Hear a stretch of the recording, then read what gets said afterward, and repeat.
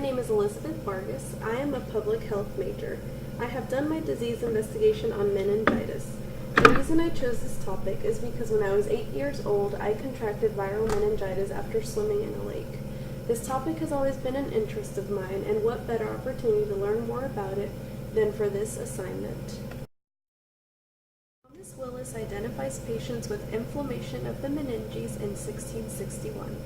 The first case of meningococcal meningitis was identified in 1805 by Gaspar Bessou, Andrew Matthey, and Eliza North. Henrik Quink introduces a lumbar puncture, allowing the analysis of cerebrospinal fluid. Organisms causing meningitis were identified in the late 19th century, including Streptococcus pneumoniae, Neisseria meningitis, and Haemophilus influenza. Successful treatment began with the introduction of serum therapy for meningococcal meningitis by George Jochman and Simon Flexner. Antibiotic therapy began in the 20th century with the use of sulfonamides by Francois Schwentger and penicillin by Chester Kiefer. Vaccination against meningitis debuted in the early 20th century and progressed to the development of prevention. The national mortality of meningitis is about 500 deaths in the United States per year.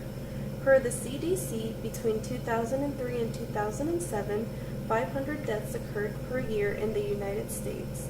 The burden of disease is present, as 1 out of 5 of those who survive will live with disabilities.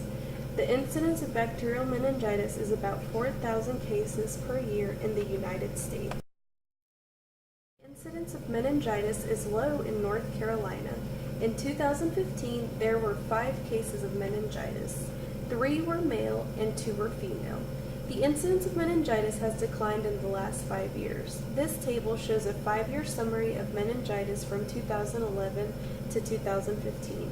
It was the lowest in 2015. Here is a 5-year summary of meningitis in North Carolina.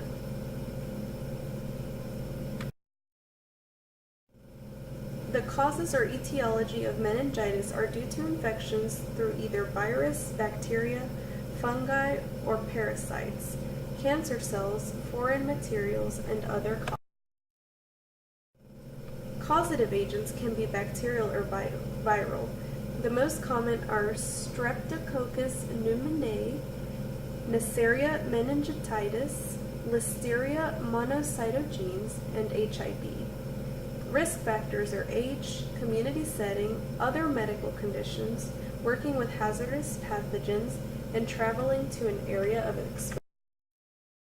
Diagnosis depends on analysis of cerebrospinal fluid, blood, urinalysis, stool analysis, and throat swabs to rule out other infectious diseases. Serological and antimicrobial sensitivity testing are also used on samples. Diagnostic procedures to identify meningitis are physical exam and medical history, analysis of cerebrospinal fluid through lumbar puncture, CT scan, and MRI to view possible. Medical treatment includes antibiotic treatment that can be administered intravenously. Corticosteroids can be used for swelling. Immediate treatment reduces risk of death and disability. However, even with treatment, complications can occur such as hearing loss, cranial nerve damage, mental disabilities, and paralysis. Strategies include vaccination. Vaccination prevents HIV, pneumococcal, and meningococcal disease. 2020 goals for meningitis are to reduce, eliminate, or maintain elimination of cases of vaccine-preventable diseases. For meningitis, this means focus on immunization, attain target goal, which is reduce 1,215 average to 1,094 cases. This equals to 10% improvement. Thank you very much for listening. I hope you enjoyed. For everybody who